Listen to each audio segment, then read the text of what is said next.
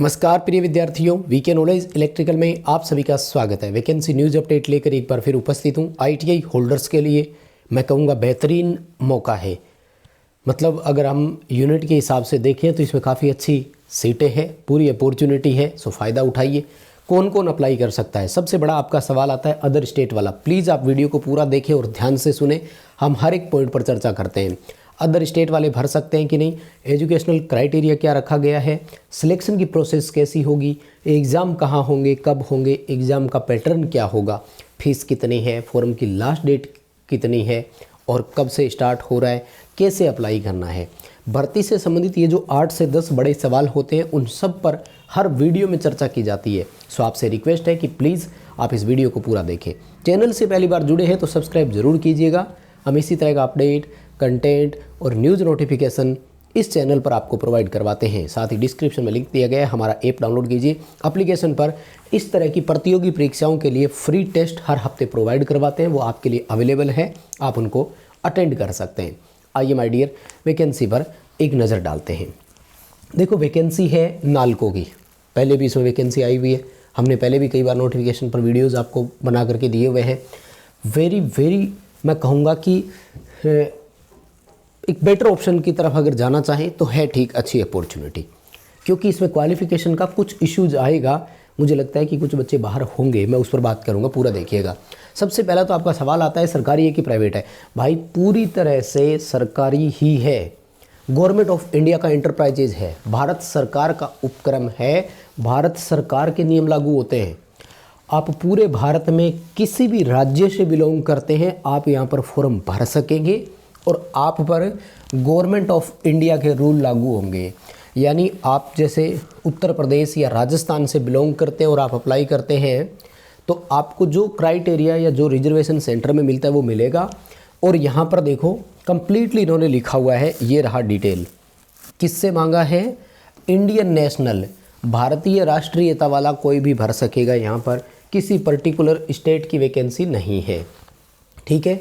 Notification latest है 20 दिसंबर 2022 का, 2024 का, यानी लेटेस्ट आज ही का नोटिफिकेशन है। सीटों की संख्या पर बात कर लेते हैं। नॉन एग्जीक्यूटिव कैडर की पोस्ट है। पोस्टिंग कहाँ मिलेगी उस पर पहले ही चर्चा कर लूँ तो ये ओडिशा में है। नालको की यूनिट्स यहाँ पर पोस्टिंग होनी है और नालको की 2 यूनिट है। फॉर्म अप्लाई करते समय आपको दोनों में से एक यूनिट को चूज करना होगा। ऑप्शन आपको मिल रहा है, आपको एडॉप्ट करना है उसको कि मैं किस यूनिट में जाना चाहता हूँ। बाद में यूनिट चेंज नहीं होगी। हाँ, नालको चाहे तो चेंज कर सकता है, वो बात की बात है। कहाँ मिलेगा? देखो, एक तो अंगुल और दूसरा है दमनजोड़ी, ये 2 है आपके लिए ऑप्शन। इन दोनों में आई है सीटें, तो हो गया क्लियर। ऑल इंडिया से अप्लाई कर सकोगे, भारत सरकार के नियम लागू होंगे, भारत सरकार का उपक्रम है, सरकारी कहेंगे, वैसे तो निगम होता है पर पीएसयू है, सेंट्रल गवर्नमेंट का पीएसयू है, तो सेंट्रल गवर्नमेंट के रूल इस पर लागू होते हैं। उड़ीसा में ही पोस्टिंग मिलेगी, 2 यूनिट में पोस्टिंग आई है, दोनों में से एक यूनिट आपको फॉर्म भरते समय ही चूज करनी होगी। फॉर्म ऑनलाइन अप्लाई करना है। अब आता हूँ मैं पोस्टिंग सीटों पर डिटेल एक नज़र डालते हैं। तो देखो, यहाँ सबसे पहले जूनियर ऑपरेटिव ट्रेनी की पोस्ट है, ठीक है ना, और टोटल 226 सीटें हैं। ध्यान से सुनिएगा, ये इम्पोर्टेंट या नज़र सबसे पहले इस पर क्यों डाल रहे हैं, क्योंकि यहाँ सभी आईटीआई वाले एलिजिबल है और पर्टिकुलर ट्रेड वाले भी आएंगे, उसको बाद में बात करेंगे। अंगुल के लिए 160 वैकेंसी है और दमनजोड़ी के लिए 66 वैकेंसी है। अगर रिजर्वेशन के अकॉर्डिंग में बात करूं तो यहाँ अनरिजर्व की 65, एससी की 25, एसटी की 26, ओबीसी की 19 और ईडब्ल्यूएस की 15 सीटें हैं। अगर आप केंद्र सरकार में ईडब्ल्यूएस में आते हैं तो यहाँ भी ईडब्ल्यूएस में ही माने जाओगे। उसके बाद में अगर दमनजोड़ी में बात की जाए तो 26 अनरिजर्व की, 11 एससी की, 14 एसटी की, ओबीसी की 8 और ईडब्ल्यूएस की 7 सीटें हैं। अप्लाई कौन कौन कर सकेगा? जो मोस्ट इंपॉर्टेंट चीज़ है वो ये है, ये देखो, इसके लिए क्वालिफिकेशन कॉमन पेपर होगा, सभी ट्रेड का आएगा। कौन भर सकेगा? 10+ आईटीआई, एनसीवीटी या एनसीवीईटी से हो, या एससीवीटी अलाउ नहीं है, ध्यान रखना। किस किस ट्रेड वाले भर सकेंगे? इलेक्ट्रॉनिक मैकेनिक भर सकेगा, टेक्नीशियन मैक्ट्रॉनिक्स भर सकेगा, इलेक्ट्रीशियन, इंस्ट्रूमेंटेशन, इंस्ट्रूमेंट मैकेनिक और फिटर, ये है अलाउ। लेकिन ध्यान से सुनिएगा क्या लिखा है, 2 year duration along with apprenticeship certificate. मतलब सिंपल सवाल क्या है, NTC प्लस NAC मांगा है my dear. National trade certificate हो और नेशनल अप्रेंटिसशिप सर्टिफिकेट हो। इसीलिए बोलता आया हूँ, आज तक 4-5 बार वीडियो बना करके सूचनाएं दी थी कि यार अप्रेंटिसशिप कर लो, अप्रेंटिसशिप कर लो, अप्रेंटिसशिप कर लो। मुझे लगता है कि यहाँ बहुत सारे बच्चे बाहर होंगे अप्रेंटिसशिप नहीं है। प्लीज़ कमेंट करके बताइए कि अब हम वीडियो को स्किप कर रहे हैं, हमारे पास अप्रेंटिसशिप नहीं थी। और अगर एलिजिबल हो तो कंटिन्यू देखना। एज की अगर मैं बात करूँ यहाँ पर, तो 18 से लेकर 27 वर्ष की एज रखी गई है। और ये जो क्राइटेरिया है ये अनरिजर्व कैटेगरी के लिए है। अगर आप OBC से हैं तो आपको 3 साल का रिलैक्सेशन मिलेगा। रिजर्व कैंडिडेट में अगर SC या ST से है तब आपको 5 साल का रिलैक्सेशन मिलेगा। तो ये क्राइटेरिया आप एज का इनमें ऐड कर लीजिए और फिर देख लो कि अगर इस एज ग्रुप में हो तो आप फॉर्म को अप्लाई कर सकेंगे, कोई आपको इश्यूज नहीं आने वाला है। यहाँ पर सिलेक्शन ग्रेड आपको बहुत अच्छा मिलेगा, लेकिन सिलेक्शन ग्रेड से पहले है ना लगभग 2.5 साल की ट्रेनिंग होगी और ट्रेनिंग के दौरान पैसा कम मिलेगा। यानी शुरुआती 2.5 साल में तो आपको हो सकता है कि पेमेंट कम मिले, लेकिन उसके बाद ना 29,500 रुपये वाला आपका बेसिक हो जाएगा। इस बेसिक में फिर DA जुड़ेगा और अलाउंसेज जितने भी हैं। और अगले 2.5 साल में जब तक आप रेगुलर हो जाओगे तब तक भारत में महंगाई भत्ता 80% के आसपास हो जाएगा। अभी 53% है, 80 नहीं तो 75% मान लो।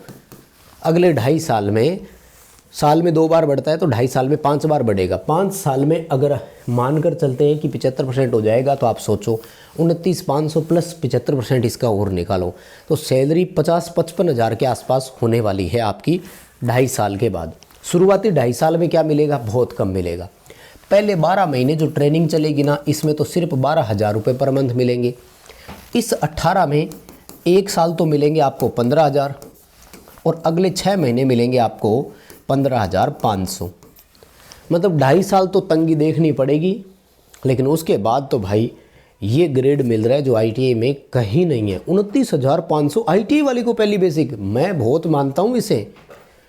नौकरी कर करके घिस कर पहुँचते हो। राजस्थान में टेक्निकल हेल्पर की 19,200 है। 2 साल बाद रेगुलर होने के बाद, 2 साल रेगुलर होने के बाद 19,200 है। 19,200 वाला 29,500 पर कब पहुँचेगा आप सोचो।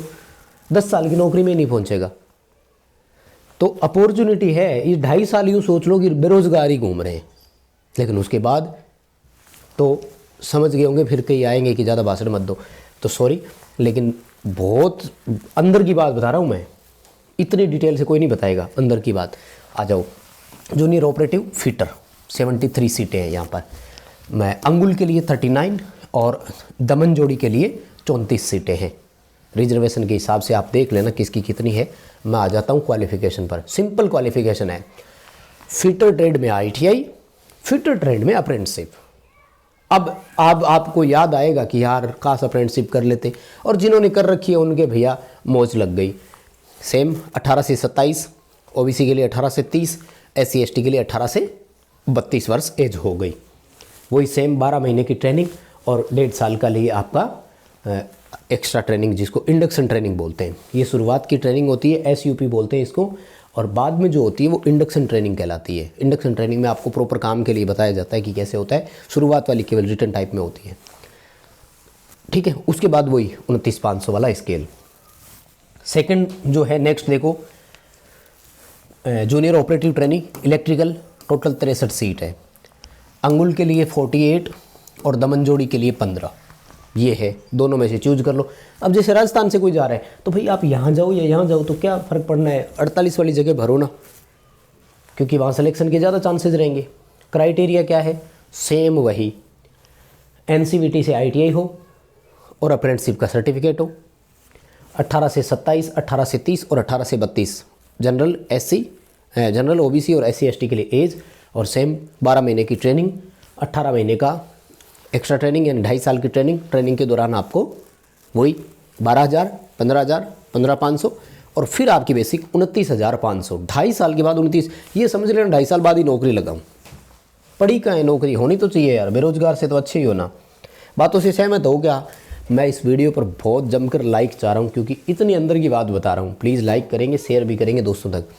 इंस्ट्रूमेंटेशन वालों के लिए भी है, टोटल 48 सीट है, और उसके बाद में हेम ऑपरेटर की 9 सीटें, और चलो इतना ही है ITI वालों के लिए तो ठीक है। उसके बाद में वो दूसरे आगे नॉन टेक वाले जैसे मेडिकल लेबोरेटरी और वो बाकी बच्चे अगर कोई चाहें देखना तो वो हमारा ये टेलीग्राम पर नोटिफिकेशन आपको मिल जाएगा, तो आप वहाँ से इसको ले लीजिएगा।